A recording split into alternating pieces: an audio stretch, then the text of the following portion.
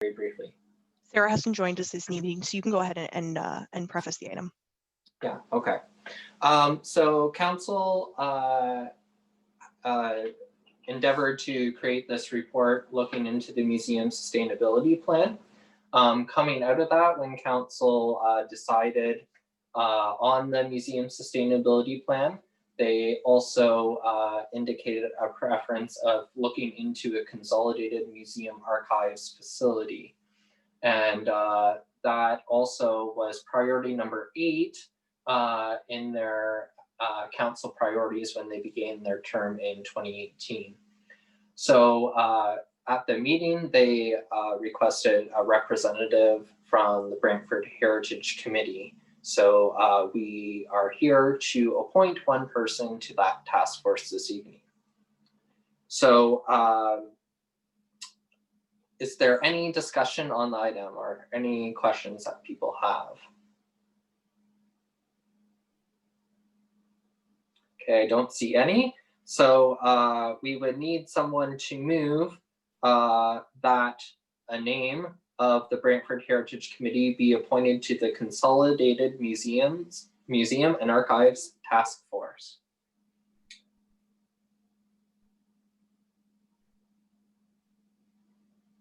Anyone wishing to make a motion? Yes, I'll move it, Nathan.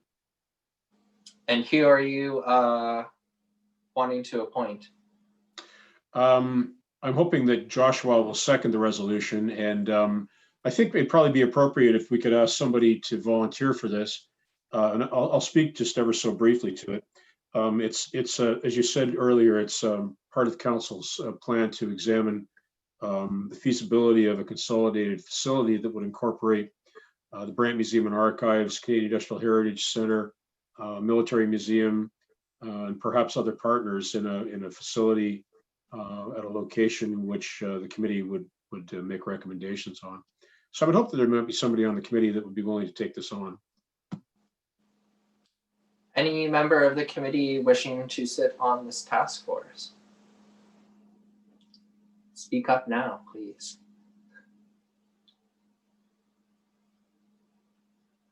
We do need to appoint someone. Ed looks like he's on the verge of volunteering.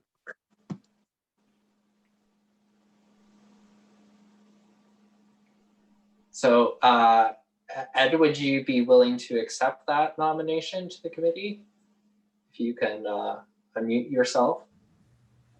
I was just scratching my head. I wasn't actually realizing I was putting my hand up. I know very little about any of this.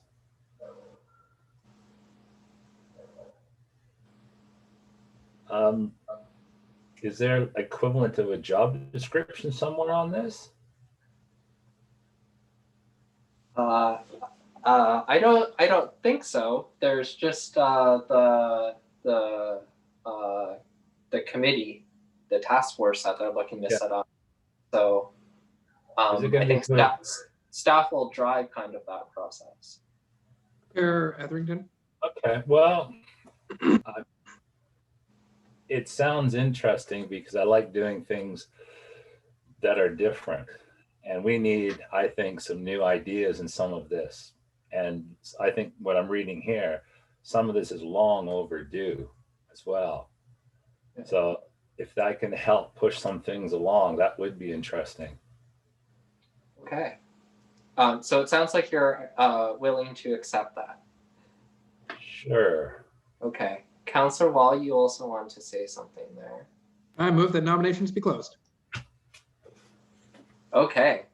So the motion would be then that Ed Bernanke of the Brantford Heritage Committee be appointed to the Consolidated Museum and Archives Task Force, moved by Councillor McCurry and seconded by Councillor Wall.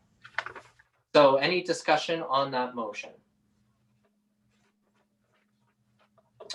Seeing none, then I will call the question. All those in favor? Hands down. All those opposed? I declare the motion carried. Thank you very much, Ed, for volunteering. I appreciate it. Moving on to item 4.2. This is proposed alterations to 100 Wellington Square and 50H270 Deluzzi Street. I call upon staff for their presentation.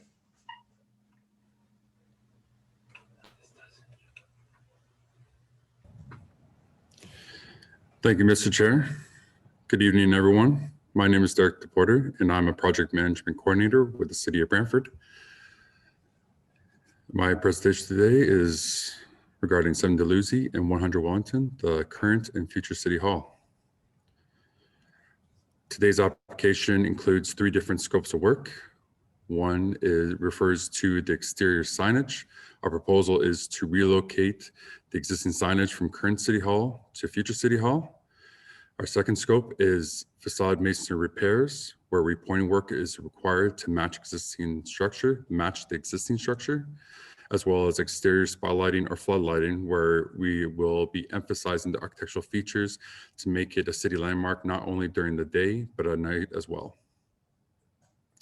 The existing signage we're proposing to relocate at 100 Wellington Square at current City Hall includes the City Hall sign and the crest located on the south facade adjacent to the main entrance, as well as the City Hall sign on the east and west stairwell accesses. The proposed location for each one of those signage will be illustrated in the next 2 slides. The City Hall main sign is proposed to be located on the corner of Queen and Darling. This part of the facade is big enough to house the main City Hall signage, as well as it's a good location to identify the structure or the building for the public and staff that will be parking at the Darling Street parking lot, Municipal's Lot 3. The crest proposal is is to be located at the previous federal building crest location on Deluzzi as illustrated below. The two stairwell signs, City Hall signs proposals, since they are a smaller sign, are to be located above the crest along Deluzzi Street to replace the previous federal building signage that was located there, as well as adjacent to the accessible entrance along Queen Street as indicated below. The next scope of work is regarding the masonry repairs. This scope has been recommended by our heritage consultant, and the scope includes the removal of the heritage facade where indicated, and the installation of stainless steel dowels and repointing work and the reinstatement of that same stone facade. New mortar will be in place during that installation, but that is to match the existing.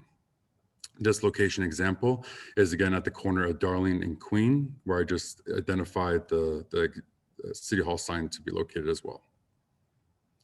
The next location is at the adjacent Darling Street access, where the parking lot is on the adjacent corner of that building. This is the similar scope where the facade will be removed and reinstated with stainless steel dowels, as well as further repointing work where a specified depth will be removed and reinstated with new mortar to match the existing. The last mortar repair identified by the consultant is the damaged mortar, facade stone as identified there. The recommendation is to remove and replace with new to match the existing, to dowel into the adjacent facade, and to replace the mortar to match existing. The last scope included in this application is for the exterior spotlighting.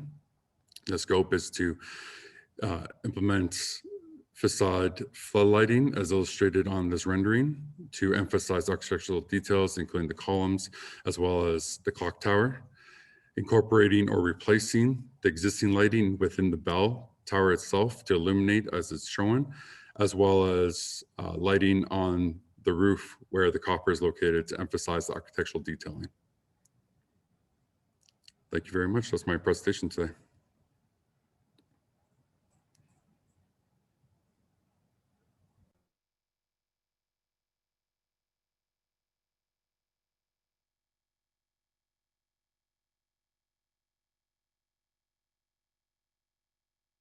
Sorry, I think you're muted there, Nathan.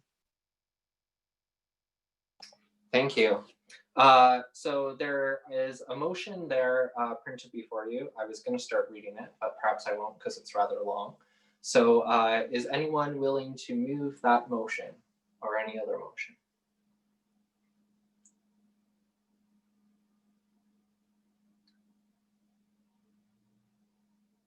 Yes, So Councillor McCurry is moving. Can we please have a seconder for the motion?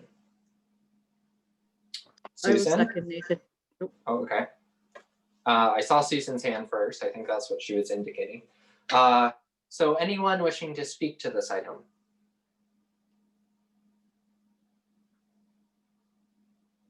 Councillor McCurry? thank you, Mr. Chair. I'm surprised this ended up before us because I would have thought that these would just be housekeeping items, but thank you to staff for bringing that to us. And it's really good work. These are just two minor little things in what's going to be a really huge project, but important to the look of the buildings. And I'm glad that the Heritage Committee was considered worthy of giving our opinion on these two matters, Mr. Chair. I think they're both slam dunks. Ed, did you want to say something there?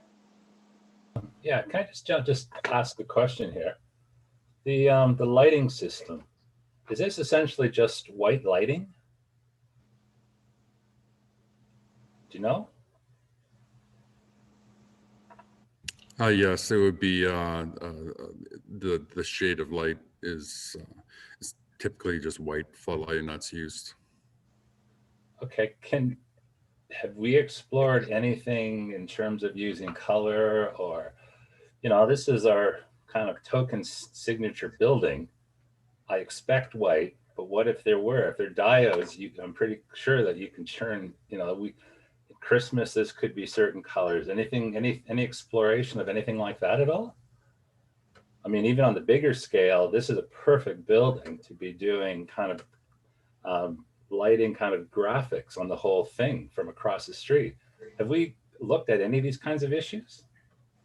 Hi, Mr. Chair, if I could respond to that question. My name is Lee Sordo, Director of Facilities Management and Security. I just wanted to be able to let you know that yes, we can put in different colored bulbs in this spot lighting, so we can do flood washing on the building.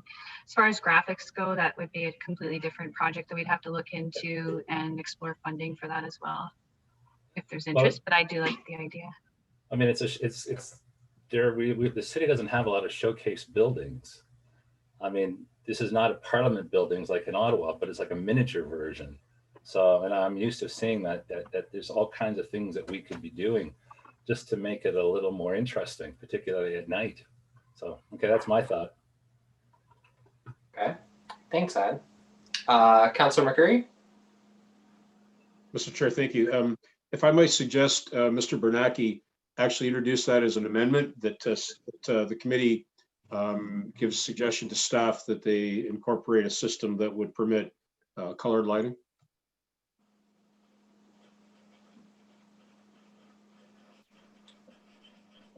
Okay, just a second. First, Sarah, before you do that, the mover and the seconder of that, which Councillor McCurry was the mover and Susan was the seconder, so they would both have to be acceptable to that as a friendly amendment if that were the case. I'm sure Councillor McCurry is because he brought it forward. Susan, are you okay with that? Okay, good. Just want to make sure that before we go forward. Sarah, you were next. You had your hand up, right? Oh, I am unmuted. I don't know whether this is in the wrong place and not to like step on toes or be the sad person about this whole thing, but I'm not sure if it's the role of the Heritage Committee to be directing the city as to what type of lighting for seasonal purposes they should be doing at this stage. I could be incorrect. So I think we should be telling them what to do, like making recommendations or suggesting what types of lights in terms of a heritage consideration, but I don't know at this point whether we should be suggesting or amending this to suggest that the city should consider different types of lights and potentially even in the future looking at, like it was suggested, you know, these decorations on buildings, as cool as it is. I feel like it's excuse me, a bit of a slippery slope to make that amendment without further discussion, especially considering our signage, etc. situation we have on Brant Avenue. That's my 2 cents. Okay. But yeah, I think it'd be really cool to put some lights on the buildings and all that stuff. I just don't know if this is procedurally a good spot for us to be doing that, because I think that it could open a door for something that we're not willing to really, that we don't maybe fully understand. Okay. Anyone else wishing to speak to it before I, Bev, go ahead. Just a question for Derek. Where the federal plaque was, when it was removed, there's discoloration in behind there. And I'm just wondering if that's going to be cleaned prior to the placement of the City Hall plaque. And then secondly, the schedule of this work, is there some general notion as to when all this is going to be carried out? And then my third last comment is, I think the spotlighting is terrific. It's really going to draw attention to the clock tower, which is a really positive thing on a heritage building. So Thank you for your questions. For the facade itself, the new signage will cover up much of what the federal building signs had before, whether there were the holes or the discoloration. The crest is much bigger from our current city hall, so that will cover up what was previously there. And sorry, can you reiterate your second question? the schedule. The schedule, yes, sorry. The schedule is currently planned for next year for the work that can be completed under the funding that's allocated and what can't be. But for the signage itself, that has to be, it's scheduled to be completed prior to our move-in, which would be early next year.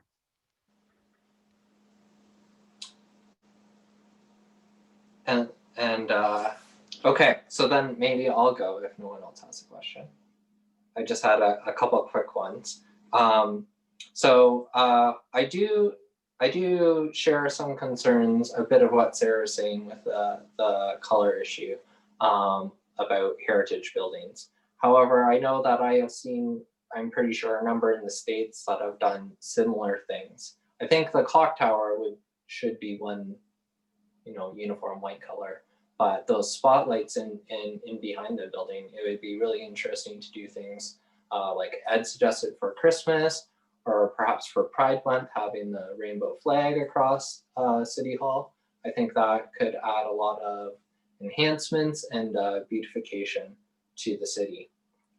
Then I had some other questions.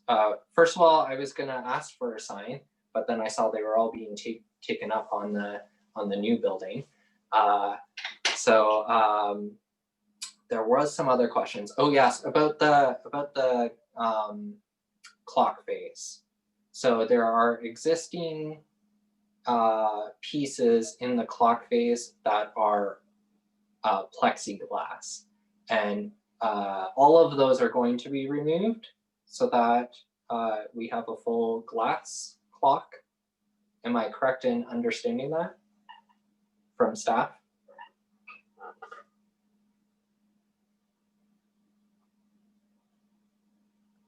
Sorry, Mr. Chair, are you referring to the clock itself, the plexiglass within? So there is repair work that was completed in a previous heritage application regarding the work for the mechanics and the clock face. So the work pertaining to that is that the stained glass itself was to be replaced with new to resemble or mimic the existing. So when the glass is replaced, the shade in the will resemble what is existing. Okay, good. And that's it for my questions. Any other questions before we proceed to vote? Seeing none, I will call the question as amended, adding the C clause that the committee suggests looking into the colored lighting Okay, are we clear what we're voting on? Okay, so I'll call the question then. All those in favor? Hands down. All those opposed? Thank you. So I declare that passed. Thank you everyone for your input. We will now move on to item 4.3. I would like to call upon Christine Miziak to speak to this application. As a reminder, you have 10 minutes to present inclusive of questions.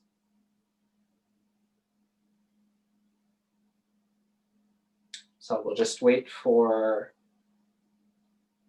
Christine to be added into the meeting. Hi. Hi. Okay, so you have your 10 minutes starting now. Oh goodness. Okay. So my name is Christine Miziak. I'm one of the owners of 151 Brant Avenue. Thank you for having me this evening. I want to also thank Patrick, who has been really helpful with this process. As you can see, that we've kind of, forgive me, but done this ass backwards because we had not followed the proper protocol, which was not done intentionally. It was just a lack of understanding of the process. So please forgive us. So the work that we've done recently on the exterior of the home has been extensive with replacing all the siding that were damaged. Had some parts that were cracked and just over the years had needed repair. There were rodents that were getting into part of the units because of the siding needing repairs, as well as the soffit, fascias, eaves, and the downspouts all were quite old. So we've done all that work in order to restore the home, to make sure it's protected and no more additional damages are done. So I understand that part of what's being presented today is that there's on the front of our home, there's on the second floor, 2-door boards that have as well that we had capped with aluminum. And then on the addition side of the home, we had changed we replaced windows, but also reduced 2 large windows on the main floor that were 3 feet by 6.5 feet tall each, submitted on the application, as you can see pictures. And the reason for changing the window sizes on the addition on the main and second floor was due to one, functionality, safety, and the aesthetics of the exterior. The windows were really old, single pane, and had damages and cracks on them. And then as far as we shortened them to make it more harmonious to the outside and matching the window sizes on the addition, or sorry, on the original building. And I believe that's pretty much all I have. Let me know if you have any questions. My apologies, this is my first time doing this, so thank you for listening. Okay. So questions for the presenter. I saw Councillor Walls. Go ahead. Christy, thank you for coming. Hi, Josh. So you talked about the work you finding out afterwards. How did you find out? Someone from the Heritage Committee, I believe, or planning, contacted my father-in-law, who was on the Heritage Committee at some point a long time ago. And that's how we found out. Awesome. Thank you for coming to speak to the committee, to tell them. It means a lot to have the owner come to talk to the committee and to be here to answer questions. So thank you for coming. Thank you for having me. And again, my apologies. This is my first time. So if you have any more questions, let me know and I'd be happy to answer. Any other members of the committee have any questions for the applicant? Bev? Go ahead. I just wanted to say to Christine, I went by the other day and it looks really great, and it has really made a positive change, what you've done, particularly in terms of those windows and the addition, to have them all in a horizontal line. It looks great. So thank you. Thank you so much, because again, I was really nervous speaking today, and I obviously don't want to do anything to make it seem that we're not following protocol or that we're doing things, you know. So thank you. That means a lot for you saying so, because I have been a little bit nervous and anxious about this today, and it's so nice for you to say that you know, it looks good. Thank you. Okay, any other comments from members of the committee? Okay, I have one quick question about that, and it's about the siding that you've replaced it with. Now, the old siding was red and it kind of blended into the building. And now we have this bright blue kind of siding that doesn't blend into the building as well. Can you explain why that color was chosen or give us some insights into that? Oh yeah, absolutely. Sorry. The color, I guess maybe it's just how it's showing in the pictures. It's actually, it's gray. So the colors were chosen based on the recommendation by a paint specialist at Mayfair Paint. We had consulted someone in terms of the style of the home and when it was built, and looking at the homes in the neighborhood, particularly the Dufferin area, we wanted to clean it up because previously, as you pointed out, that siding was more reddish, but then on the top, the gable and the sides, as well as the stairwell in the back of the building, they were actually like a French toast yellowy color. So we wanted to harmonize all the colors and clean it up and make it look, I guess, more sophisticated looking versus what appeared to be a mismatch of colors. So sorry if it's not blue, it is actually a lighter gray. I guess it just depends how the lighting hits it when the picture was taken. The other thing I was going to say is that I was very concerned when things didn't come before us, because we've had this happen before. And I think it's really good that you did come and you explained it, and as well you indicated that hopefully you are going to apply to our Heritage Fund next year for some additional repairs. Yes. Sorry, go ahead. Sorry. So I had so we had a bit of a 5-year plan, and obviously we did a lot of work on restoring the building on the outside to protect the bones, but the front porch, as we had mentioned, the application is actually not the original porch, and it used to be brick instead of the wooden porch. So unfortunately, I can no longer locate that picture from the heritage inventory, because I think the website has changed recently. So it was our hope to apply and hope to restore it to how it used to be, which was the brick front porch. So thank you. Okay, thank you for your presentation and your time with us this evening. Thank you so much for having me. We now will move to staff for their review of this application. Good evening. Thank you, Mr. Chair. I'll just start my presentation.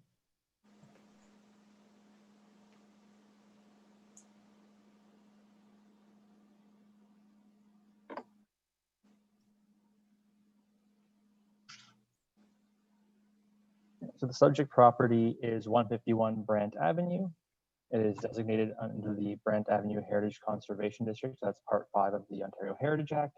And it's located on the northeast side of Brant Avenue, between each arm of Lauren Crescent, and the south end is Lauren Crescent and the intersection with Richmond Street and Brant Avenue. Just for some context, so this is the building after the completion of the alterations. So this is the after the fact approval. This is because of the tree. We have 2 photos. This shows the bulk of the original dwelling, though some rear additions can just be seen around the back and the side. And the second view, we see a circa 1960s addition, clad in the new gray siding, as was previously discussed. Also visible here is a bay window and the sort of the Dutch gable roof. So the work occurred prior to the receipt of a heritage permit or a minor and prior to a minor alteration letter. So the report to the Heritage Committee outlines both, but just for context, so the minor alterations, the siding replacement itself is actually a minor alteration where previous parts of the building had siding already.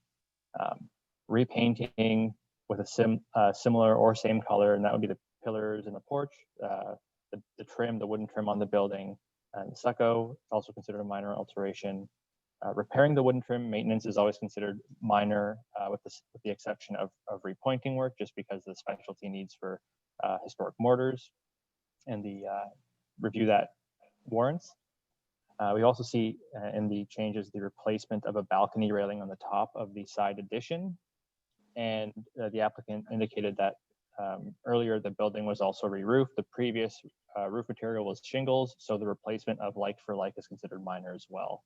So staff are handling those changes through the minor alteration process, and then focusing the major alterations in this case are the changing of windows on that side addition, changes to windows at the rear of the property, but only in the attic addition, based on the work that was done, and then the capping of the architectural details. That's the Tudor style wooden boards. So we say Tudor style because a proper house to follow that pattern would actually have wooden beams, whereas these are just decorative boards on the outside. They're not structural, they're decorative. And then just for context, we have an excerpt from the 1919 fire insurance plan for the city of Brantford. So 151 Brant Avenue is highlighted here. And so on the fire insurance plan, we can see a wooden garage at the rear of the property, a one-story garage that was removed, I believe, prior to the district being designated. But the dwelling we see in the pink, indicating it's constructed of brick. We see notations for 2.5 and 2. So on the southern portion, that 2.5 refers to the dwelling itself, the main dwelling, and there is a 2-story rear portion. So not quite as tall as the front half of the dwelling, or the front 2/3. Also on the side, we see a 1-story wooden sunroom. And so I just like to note here, the wooden sunroom is actually located towards the rear of that front portion of the house. So it's more in line with the rear of the house or the middle of the house. It's set well back from the front yard. And so that is important just to keep in consideration where the alterations had taken place. So first and foremost, we have the alterations to the window openings. So it's the changes to the windows in the front of the addition and changes to windows in the side addition. So both the first and second floor windows were shortened. The applicant indicated that before where they were almost floor to ceiling. In this case, they've been shortened to match the windows in the original dwelling, or the circa 1900s dwelling.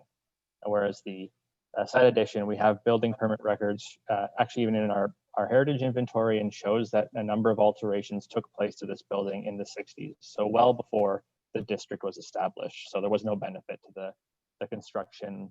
There was no guidelines in place to help sort of steer it in terms of its appearance. On the side of this addition, the windows on the ground floor seem to relate to the original sunroom, and the side opening was not changed on the ground floor, but the second floor window opening on the side was changed. Typically, the guidelines would strongly advise against the change in window openings and the replacement of windows because they are key historic aspects for many buildings. But the guidelines for the districts that also note that there are cases where additions were made and where they were not designed sympathetically or as sympathetically as they could be to the historic dwelling. So in this case, staff have considered that this alteration is not original to the part that's original to the dwelling. It's a much later addition, and the addition itself is not as architecturally unique as the dwelling itself. So because the change was made to bring the windows more in line with the original dwelling and the window heights and window sills, staff are supportive of recognizing this alteration. And I just would like to note that while windows are changed on the side, it appears that the original size from the side addition was maintained on the ground floor. So where there was a historic portion, it does not appear to have been modified in terms of its scale. As was mentioned, the rear part of the dwelling was 2 stories, in 1919. Here we see a view of the rear of the property showing the attic, clad in siding, and also what is a stairwell entrance, and that's to the right on the photo. So the applicant indicated that they had made changes to the attic windows, but the windows themselves were originally changed prior to them taking ownership of the property. Once they took possession, they had the windows, the window frames clad in a black aluminum flashing, and that was really to tie in with the other changes they had made to the property. Again, while the district study guidelines would discourage changing window openings and window types, the changes we're seeing here are to the rear of the property, so the guidelines speak more to that relationship from the street, the relationship of each property to its neighbors, where they're most visible. In this case, it will be at the rear of the property. Again, it's to an addition that was made in the 1960s or 1970s. So again, well before the district study was in place and the district was designated. And because the change only happened to the attic windows where they can't be seen, again, staff are supported in recognizing this change has happened. The applicant indicated in their submission material that the windows on the first and second floors were instead restored. There was some wooden trim and detail there that was sanded down, repaired, and then just painted black. Staff are supportive of that too, and it's a minor alteration because wooden windows are painted or protected in some manner. They're not just the raw wood, it's that would rot. So painting of what would have been previously painted is supportable. And then the last major alteration in this instance is actually just the capping of the wooden Tudor style boards on the second floor of the facade. The guidelines support where possible and as much as possible the restoration of original materials or the replacement in kind with a like material, so wood for wood. What we see in this photo is the applicant has a number of pieces of wood trim acting as a string course, so defining that bottom limit of the second floor architectural details.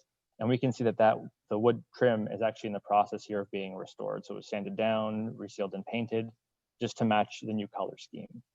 Where the wooden boards are embedded in the stucco, and it's slightly harder to remove them and replace them if there's signs of rotting or concerns of rotting. The applicant has gone again with a black aluminum flashing. The guidelines speak to alternative materials being used and indicate it can be supportable, but the new material should be used like the original. In this case, the applicant has kept the aluminum flashing strictly to the stucco portion, the Tudor style boards, and has not replaced any other wooden trim significantly with any new flashing. So they really kept it restrained just to where the work was needed. So again, though it was after the fact, the work does reflect the guidance in the district study, and so staff recommend that it be recognized. So on the basis that all the alterations, though they were made after the fact, they are not out of keeping with the character of the dwelling. Heritage is not necessarily a point of stasis. For example, concerns with the siding will eventually need to be replaced itself, and that brings up a new opportunity to consider either a contemporary design in the limited scope, which is on the side addition only, or perhaps a new color that blends or minimizes the side addition. So the alterations are not permanent. The minor alterations are not permanent. So altogether, staff recommend approval.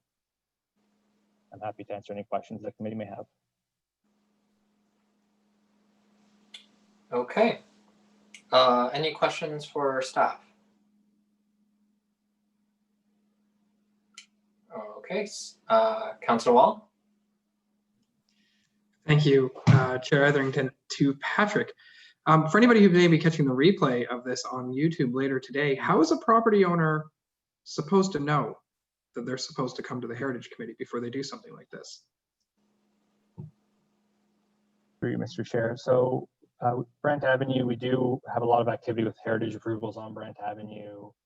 We have sent out recently the Heritage Grant Program brochures that speak a bit to the process and advise people. At the moment, when something is caught after the fact, it's usually through staff being notified. Oh, Patrick, you muted yourself somehow. Sorry about that. Should I start back from the beginning or Nope. in the middle? No, just that sentence where you were. If someone's coming in for work that requires a building permit or a planning approval, we usually advise them through that process that concurrently they should be applying for a heritage permit. Unfortunately, sometimes work like re-siding a building where there's already siding, re-roofing does not necessarily trigger the requirements for a building permit. And so in that case, work may slip through and people can do the work and then don't know that the heritage permit is required. Through the chair, Victoria Coates, intermediate planner. I would also just add that designated heritage properties are also have a bylaw that's registered on title. So often when property owners purchase a property, they get a title search and they work with their lawyer and they are aware that it's designated, and often they do call planning staff just to get sort of a quick rundown on what that entails. So we often field those calls and work with new property owners who are new to the heritage process to sort of let them know what it looks like. So final question. I mean, you guys might not have the answer to this right now, but when was the last time that system was reviewed? Only in the sense that, we're in the digital age now, so it might be possible to, do a lot of this stuff digitally or get it out. When was it reviewed last, or ultimately, is it scheduled to be reviewed anytime in the near future? Sorry, specifically the process to notify like new homeowners who maybe buy a heritage property? So we are going through a tremendous real estate boom right now, and there's a lot of for sale signs and sold signs on Brant Ave specifically. And I'm just thinking that there may be property owners who are recently purchasing who may have no idea, even though they talk to their lawyer, they may not know what that means or know that they can't alter. And I'm just thinking, is there a way for us to improve the system? So, you saw the presenter come, she was genuinely remiss that this had gotten missed. And I would hate to see that happen to anybody. How can we improve the system? And I know you can't answer that question now. Just putting it out there, is there a way we could do it better? I will say that we do actually get quite a number of emails from real estate agents. They're looking into a property for prospective clients or for a client who's really interested in the property and wanting to know its history and if it is designated, what that entails. And Victoria, I often answer those inquiries and explain the level of sort of influence that a heritage designation has and how it's really about protecting that home so that all generations, not just the homeowner, but everyone can enjoy it. It can be a little bit of a challenge with real estate turnover just because staff don't have the capacity to monitor real estate transactions citywide. But certainly when a title search is done, when a realtor contacts us because of the age of the dwelling, we do what we can as staff to inform them of the full process. Any other questions? Councilor McCurry. Mr. Chair, thank you. Patrick, can you explain whether or not the title has the heritage easement listed on it for the district? Yes, so through you, Mr. Chair. When a heritage conservation district is passed, the Heritage Act requires that bylaw is registered on title. So every property in the district will have a copy of that bylaw registered on title as an instrument that anyone can pull when they do a title search. Sure. So during a property transaction, a good lawyer would inform the buyer that they have that restriction, right? Correct. So yeah, a buyer, the title search is done, will be told about the designation bylaw. Now the Heritage Register now are listed properties also registered on title?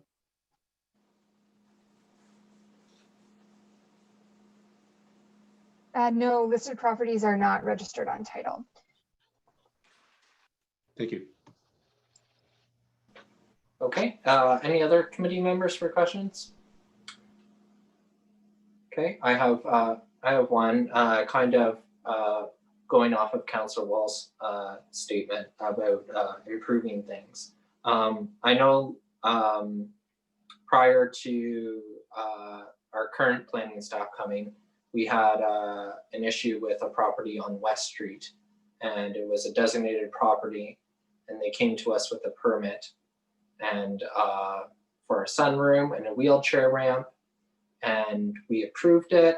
And then it came before us again a little while later, and it wasn't a sunroom, it was fully enclosed, and there was no wheelchair ramp, there were stairs.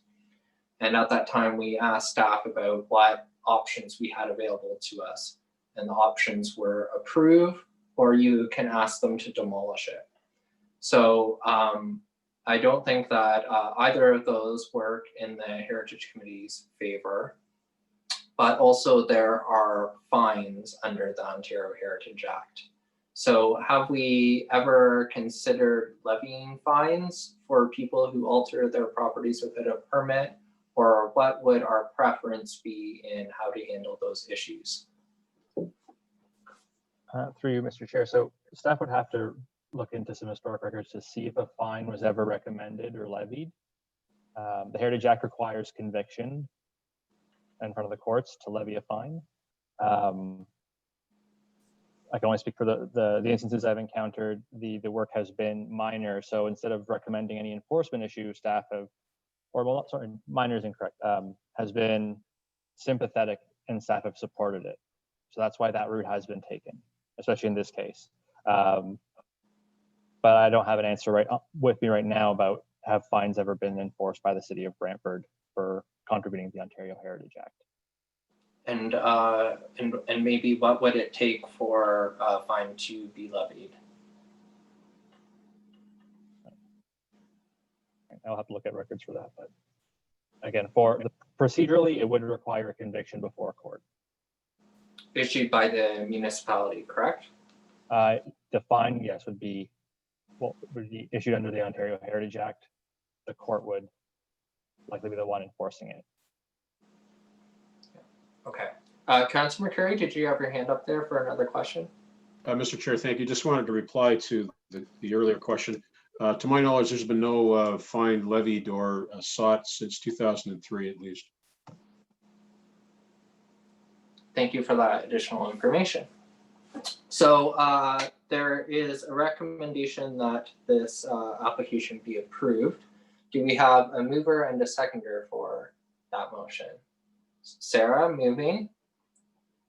A seconder, Bev. Any discussion on the approval motion? Seeing none, I'll call the question then. All those in favor? Hands down. All those opposed? And I declare that approved. Thank you very much. So we now move on to item 4.4, which is a proposed alteration to 18 Ada Avenue. There is just a staff presentation with this one. Thank you, Mr. Chair.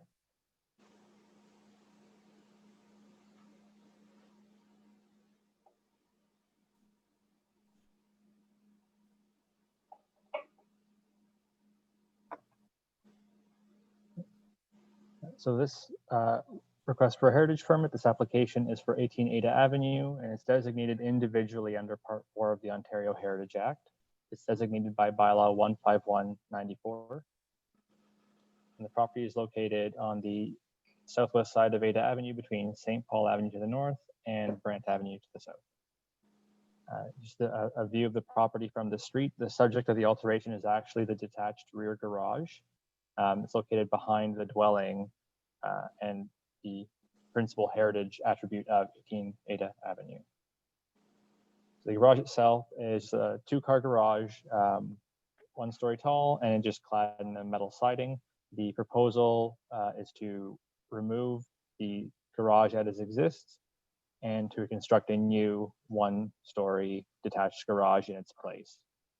The new garage will be only slightly larger than the current garage. I believe the current one is 20 feet by 20 feet, and the new one will measure approximately 22 feet by 24 feet.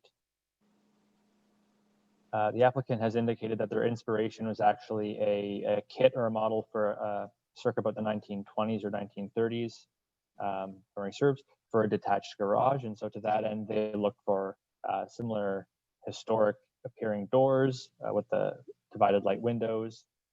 They were inspired by the gable front roof, and siding cladding. So in this case, the proposal, however, is for a 2-car wide or 2-car door and vertical board and batten siding. This just shows a building permit drawing that was submitted. This is the front view. And then on the side, there's proposing that there be a pedestrian door. The shingles on top would match the existing dwelling at 18 Ada. And again, the vertical board and batten siding would be used to clad the garage. So just for anyone who's not familiar, so board and batten siding is a vertical siding traditionally made of wood, but replicated in metal and vinyl at the present day. The boards are the wider planks, and then battens are narrow strips that seal the edges of each board where they would butt up beside each other. So this is just an example of snipping between what the siding looks on the front, and then an example of board and batten siding on a dwelling. Neither of these are the exact color proposed by the applicant, but they are very similar. For the doors on the garage, the applicant is proposing doors that have their modern construction, but they have a wood panel design and would both feature divided light windows at the very top. So on the left, we have an example of the garage door. This is the model that's being proposed. The applicant is just proposing that it's the 2-car wide door rather than the single-car door. But as far as the panel details and the divided lights at the top, those are the same models that are being proposed. That's the Sonoma panel and the Stockton 3 windows. For the pedestrian door, the applicant is proposing, again, a modern door, but that has the appearance of a wooden construction with rail styles, and then the shaker panels, and then again, a divided light window in the top portion of the door on the side. For coloring, the applicant is proposing a 2-tone color scheme.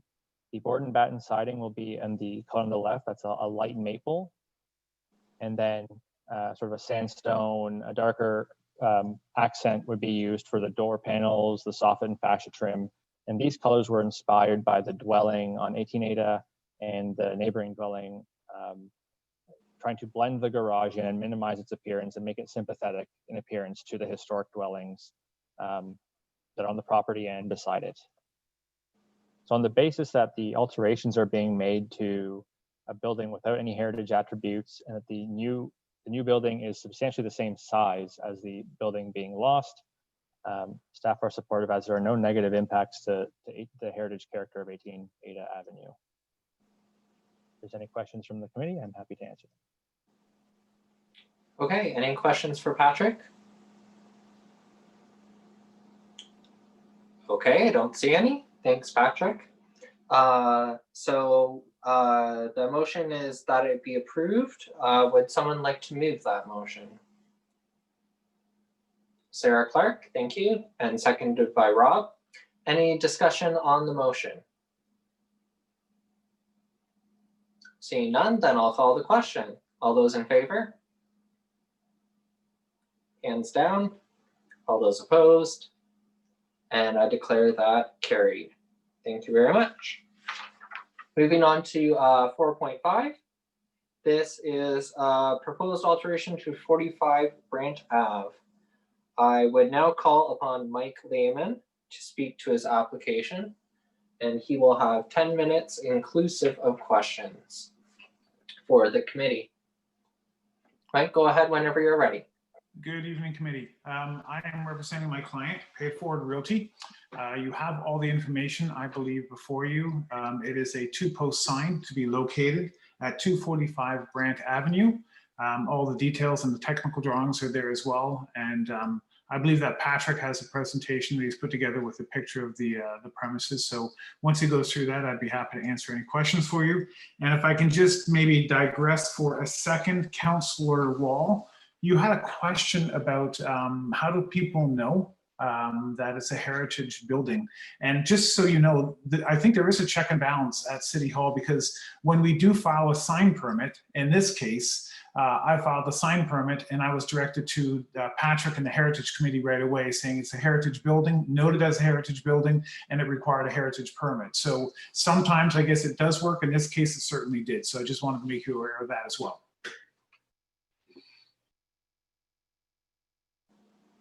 Okay, thank you. Any questions then for the applicant before we move to the presentation by staff? Okay, seeing none. Thank you so much, Mike, for that additional information you were able to give to the committee. And now I'll call upon Patrick for his presentation.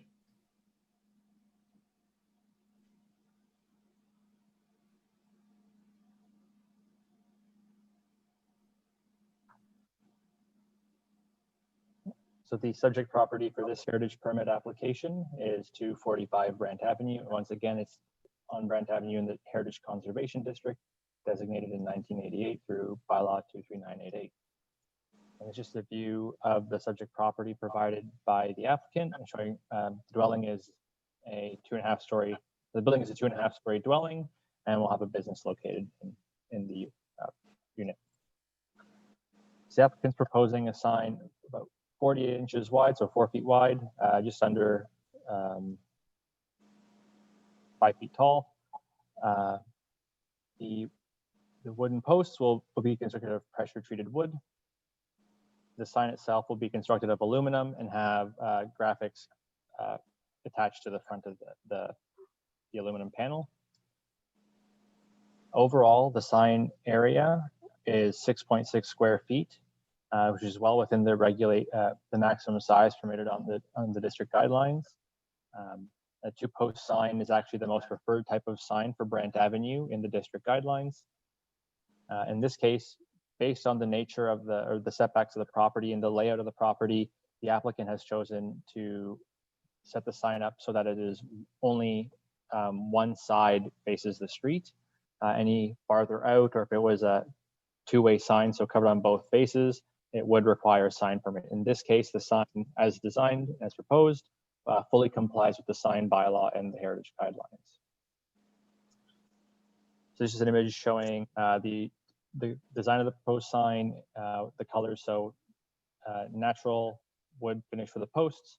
The sign body will be white, the logo and wording mostly in black, and with a little bit of blue detailing around the edges and a little bit of blue font. These colors are all within keeping with the Heritage District's guidelines. Again, neutral colors that complement the district. And then we just have an excerpt of the site plan that was provided. So again, showing the sign will be set about 4 feet back from the property line and one face to Brant Avenue. Again, just to ensure compliance with the sign bylaw. On the basis that the sign conforms to the district city guidelines and conforms with the sign bylaw, staff recommend approval. Okay, thank you, Patrick. Any questions for Patrick? Okay, perfect. Thank you. So we need a mover and a seconder for the motion to be approved. Moved by Susan, seeking a seconder. Sarah Clark, thank you. Any discussion about the sign proposal? Seeing none, I'll call the question then. All those in favor? Hands down. All those opposed? I declare the motion carried. Thank you very much. It's a busy night for the Heritage Committee. We're on to 4.6. Proposed alteration to 86 Market Street, the Bell Building. I would now call upon Philip Procunier and Peter Miller for their application. A reminder that you have 10 minutes inclusive of questions. So go ahead whenever you're ready.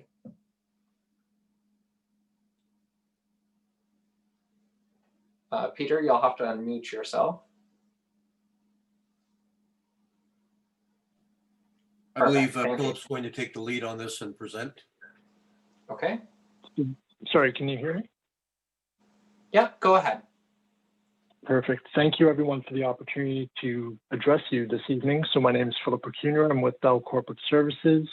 And with regards to 86 Market, the main entrance there, Bell has had some challenges since April 2020 up until essentially this call, where we've had members of the public just depositing large amounts of drug paraphernalia loitering, vandalizing that vestibule area, and it's been an ongoing challenge for Bell ever since April.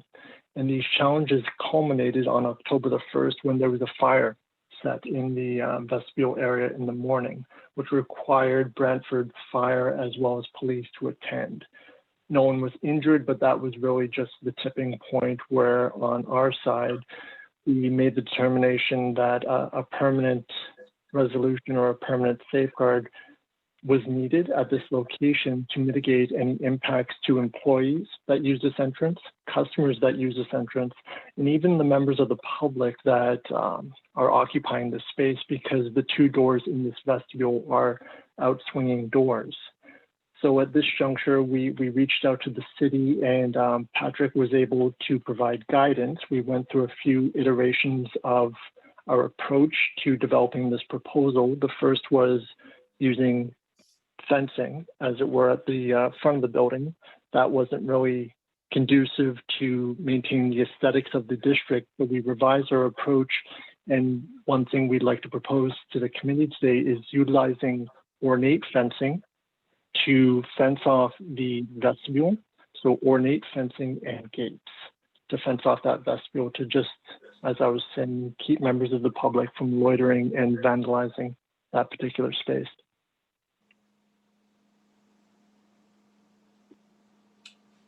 Okay, Philip, are you done? Yes, I am. Okay, perfect. Thank you. Do any members have any questions about this proposal for the applicants? Sarah Clark, go ahead. I'm just wondering, I know that it's a permanent solution, but what is the possibility of in the future, if say this fencing is no longer needed, that it could be removed without much damage to the existing exterior of the building? Well, and Peter, can you speak to that? I think. Well, there's two options. Absolutely. The center gates will be a double gate, each 3 feet wide. So the center will be 6 feet wide. That can be left open 24/7 to allow access from the public. So that's option one. Option two, yes, it always can be dismantled. It's just going to be screwed and legged into the building and floor. So yes, it could be removed if required. But I think by leaving the front entrance between the two pillars open at 6 feet, I think we're going to give the public adequate attendance to visit Bell Canada and the statue. Okay, Sarah, any other questions? Thank you. Any other member of the committee? Okay, I had a quick question. So this is all fixed, gates. So there wasn't an option for a rolling gate that could be removed so that when staff are there, so that it didn't obscure our great bell sculpture there. Not at this point. That was not discussed. Okay, and then my other question was, so that the gate that you have there, so that is going to be open while staff are in the building, so that people have access to that bell sculpture and everything during the day? Correct. Okay, good. I noticed, I think I did, I go past this building almost every morning on my way to work, and I'm pretty sure that there was one morning that I saw a number of police officers out in front of the building, and I was very concerned for everyone involved as well as the property owner, right? So thank you for bringing your application before us. We now will move on to staff's presentation with this item.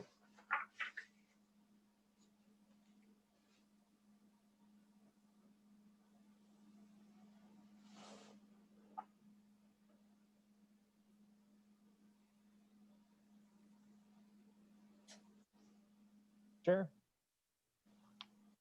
So the subject property for this heritage permit application is 86 Market Street. It is at the northwest corner of the intersection of Market Street and Wellington Street. So it's in the Victoria Park Square Heritage Conservation District, which is designated by bylaw 119-91. So this is just a view of the, oh, sorry, that's incorrect. It should say Victoria Park Square, not Brant Avenue. But this is a view of the front portico of the building, showing the current status. So it is open. We can see the statue of Alexander Graham Bell in the portico. So the applicant's proposal, as they indicated, was to install a number of fences and gates within this portico. So the two flanking planters would have shorter gates than the actual portico entrances itself. There would be a shorter fence with a maintenance gate so that cleaning staff or bell staff could access if necessary. And then there would be a new lip installed on the top of the planter, just to sort of work in tandem with the fencing. Within the portico entrance itself, as the applicant indicated, there would be 3 gates. So the central opening in front of the statue would have a double gate that can open, and that's a swinging gate. And then the 2 flanking openings in the portico would each have a fence and a single gate. Again, this would also swing open. So to the question that came up, none of these would be permanently fixed, closed like a fence. Each section of that portico could be entered. And in fact, so when I completed a site visit with the representatives of Bell who are attending the meeting, we did see Bell staff using this entrance. So it is an active entrance to the building. It's not just decorative. So keeping it accessible during business hours is something the applicant is interested in. And just another drawing submitted by the applicant showing where the fencing would be installed in red. So again, a short fence with an angle iron lip that would go on each flower bed. And then a 6-foot tall fence would be located within the portico itself. So it would be located behind the columns rather than in front. And so from staff's perspective, this allows any attachment to be hidden at the back of the column, something that's not immediately visible from the street. And it hides that change or the alteration to the facade, and it keeps the fence sort of in a subservient position to the portico itself. So the design that's been proposed by Bell is to have a 6-foot tall fence in black powder coated aluminum. Each picket on the fence would be topped with a maple leaf like picket topper, and then there would be half height bars spaced in between. So the tall full-size pickets are 4 inches on center, and then within that for 2-inch spacing along the bottom is the half height pickets, and again they're also decoratively topped. So the applicant has looked at something that is not only functional but also has an element of enhanced design to it. So it respects the character of the building. It's not just a simple chain link fence. In fact, there's also a wrought iron fence to the north where the parking lot is. So that's also painted black. So having a black fence here really ties in some existing features of the property. Another design detail, just based on some of the issues that the applicant has raised, is putting this new lip along the top of the planter. The intent is to miter the corners and have a more seamless transition from each edge of this angle iron lip, and that will just help secure the edge of the planter as well and work in conjunction with the smaller fence.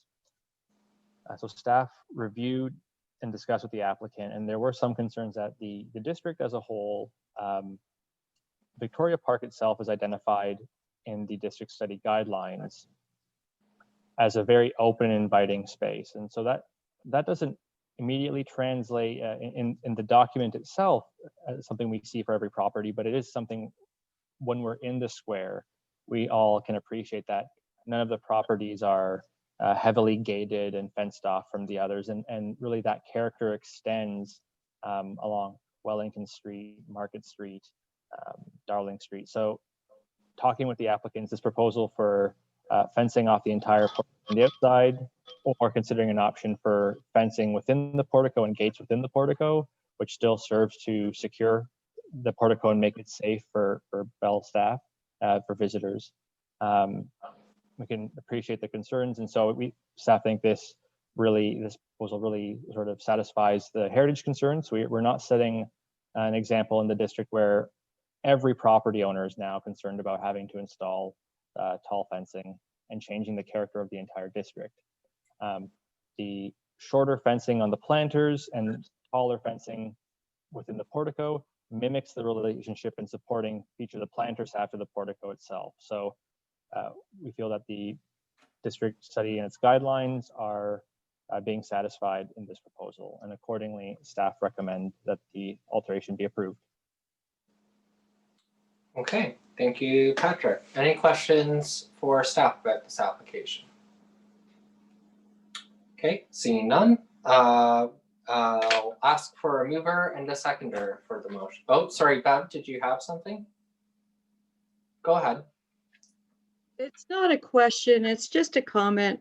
This location has been vandalized a number of times over the years, so this is not new to the Bell Building. And it's a really unfortunate statement that this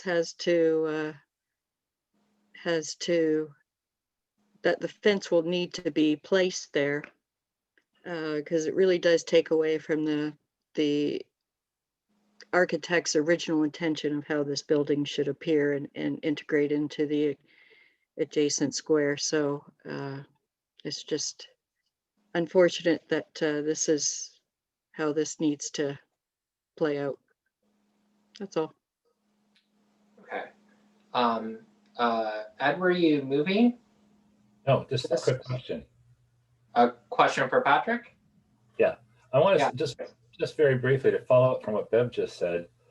The little maple leaves on the top of the poles, how easy are they to break off? I've seen this in Ottawa. I'm hoping you're going to tell me they're hard metal and impossible to break.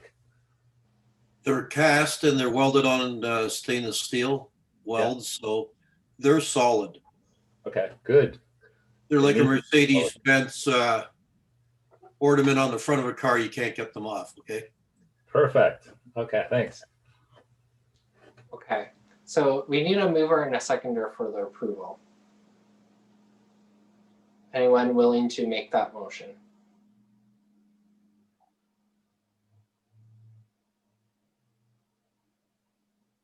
Councilor McCurry, and seconded by Sarah. Okay. Any discussion on said motion? Seeing none, I'll call the question then. All those in favor? Hands down. All those opposed?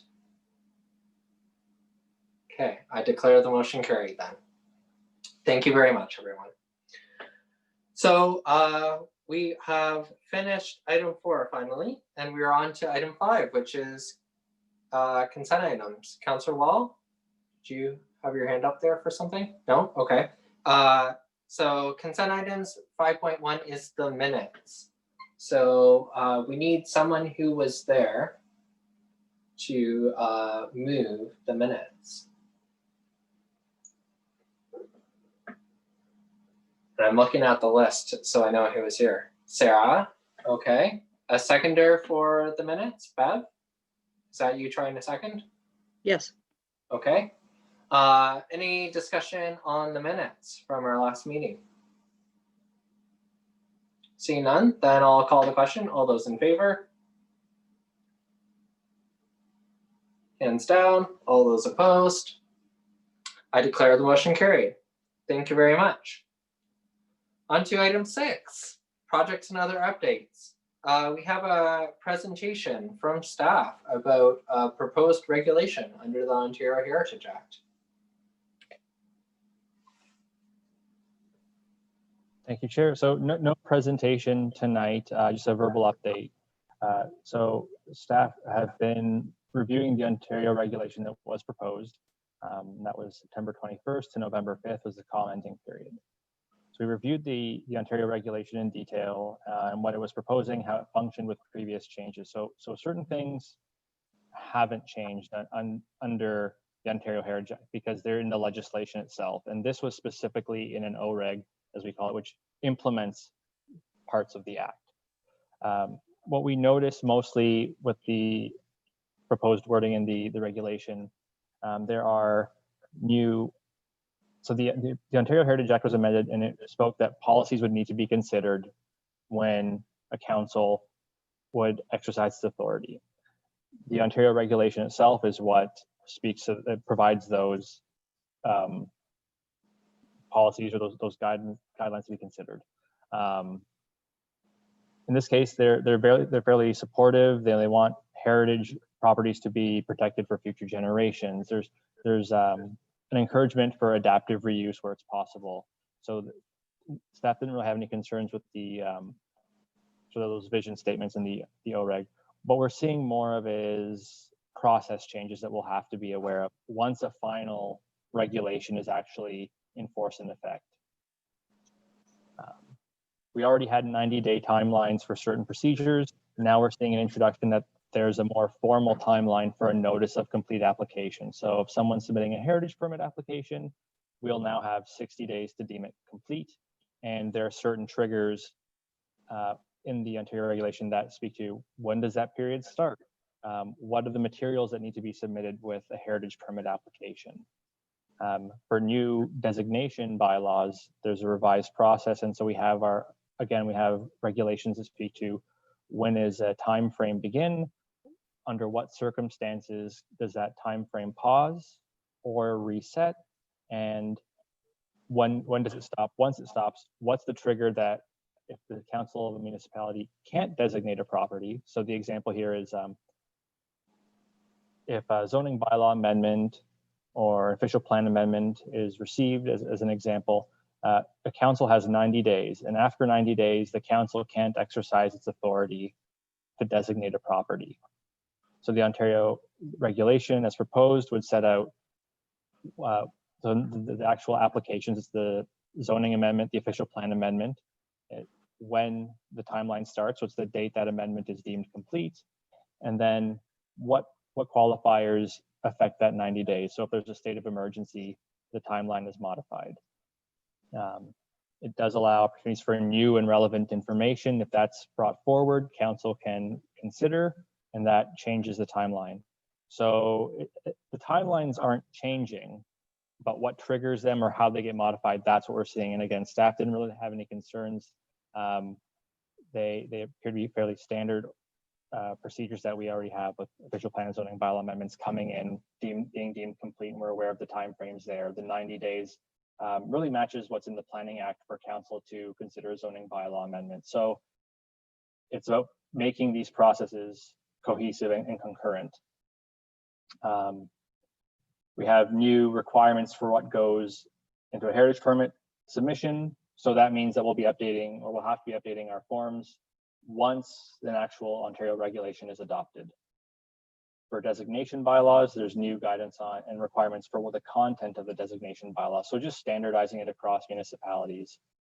It's something we'll likely see going forward as we designate properties, or if we look at existing bylaws that have to be updated.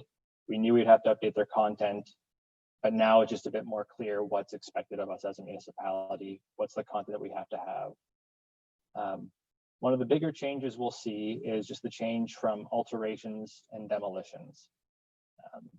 The province has made it clear that alterations should not be used to permit removal and demolition of structures or heritage attributes, I guess more accurately, on a designated property. So they've clarified how demolition works. Currently, we have a demolition application, and if it's approved, well, then the heritage bylaw has to be repealed. It's an obligation.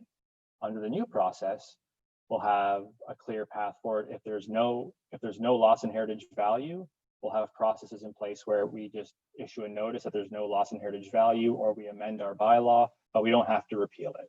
So again, right now it's an obligation. So there will be some improvements. The biggest thing is we'll have to wait and see what the final Ontario regulation as adopted is. Right now, staff have no major concerns. It's just about monitoring and keeping aware of our processes and potentially updating them when the time comes. And once that occurs, staff would provide an update to the Heritage Committee as well as council as necessary. Okay, thanks, Patrick. Any questions for Patrick on anything that he mentioned there?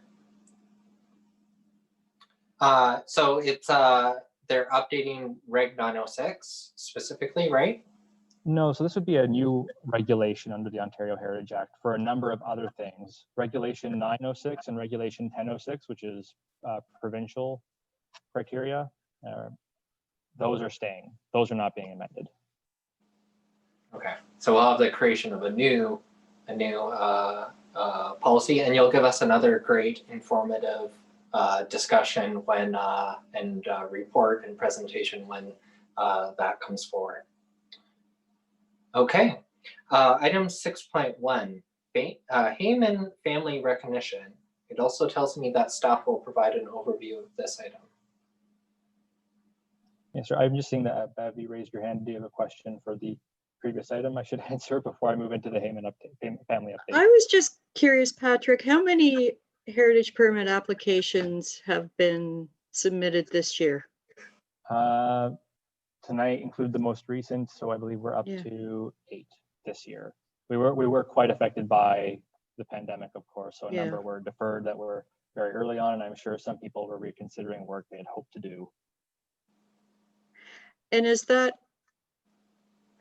I'm assuming it's last year there were a greater number? Or was it comparable, do you think? Let me just see. And the reason I'm asking is just if there's a greater awareness out there that, you know, when you do want to make these changes, you do have to go through the permit process now. So in 2019, in 2019 we have 12 heritage permits. That's not counting the minor alteration letters that are delegated to staff approval. So the maintenance items that don't go before the committee. Okay, thanks. That clears up everything for you, Bev? Yeah. Okay, perfect. Okay, sorry about that, Patrick. Go ahead with the Hayman family. Oh, certainly. No worries. So with the Hayman family, we just have the memo attached, and that was previously circulated to the Brantford Heritage Committee. So council has directed staff and the Brantford Heritage Committee to conduct some research on the Hayman family, who are early settlers in Brantford. So that resolution and direction was passed by council on September 22nd. So staff have resources that we are able to look through internally, but also as the direction is to staff and the Brantford Heritage Committee, we just wanted to put the matter on the agenda, bring it up to the committee, and we could have that discussion about how best to coordinate our efforts. One option is, for example, for members of the committee to conduct independent research and provide that to staff, and at which point staff can then compile committee members' research with our own and provide a report back to Heritage Committee as we also provide it to council to satisfy the direction.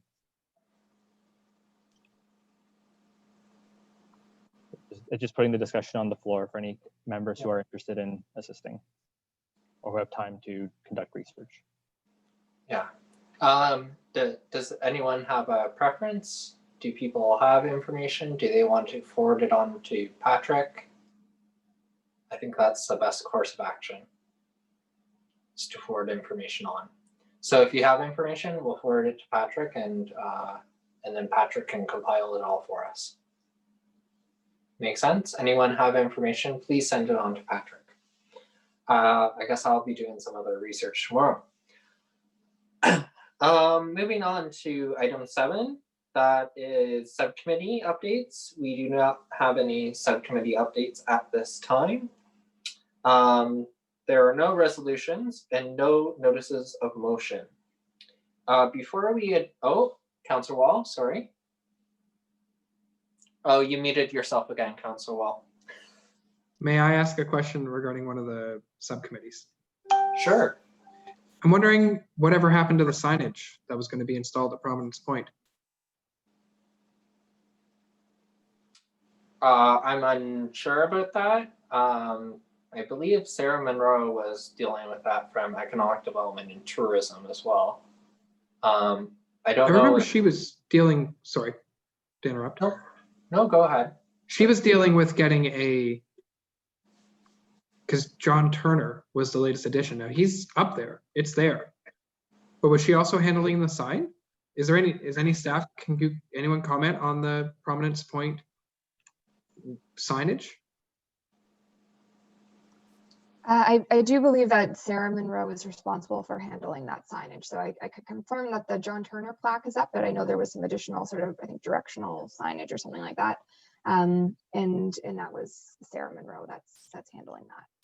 So speaking to that, Sarah, since that was promoted, so I'm wondering if that caseload has fallen up. Could we request an update on where and when that signage is? Because that's a big deal to me. Providence Point's one of my favorite places in our entire community, and I'd really love to see some sort of fanfare for it. Yeah, Councillor McCurry wants to go down there. He might have some information too. Mr. Chair, yes, I can confirm that Sarah's department is the responsible body that's tasked with bringing this forward.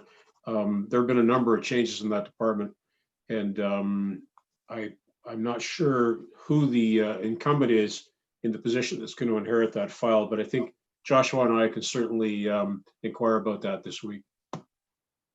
Yeah. Okay. Good. Okay. Anything else there? No. Good. So before we adjourn, our next meeting is supposed to be December 1st. However, that has a conflict with another council meeting, I believe. So staff have asked me if it would be possible for us to move our meeting to December 7th, which would be the first Monday, anyways, the first Monday in December at 6 p.m. Is anyone aware of that being a conflict currently? I mean, I know that we're all at home in the evenings a lot now, right? So, okay. Thank you for confirming that. So we'll get staff to follow up with an email confirming the date change and making sure all committee members are aware of that. So we are at the end of our agenda and I need a motion to adjourn. Councillor Wall, thank you everyone else for a great meeting tonight. Good to see everyone. Bye for now.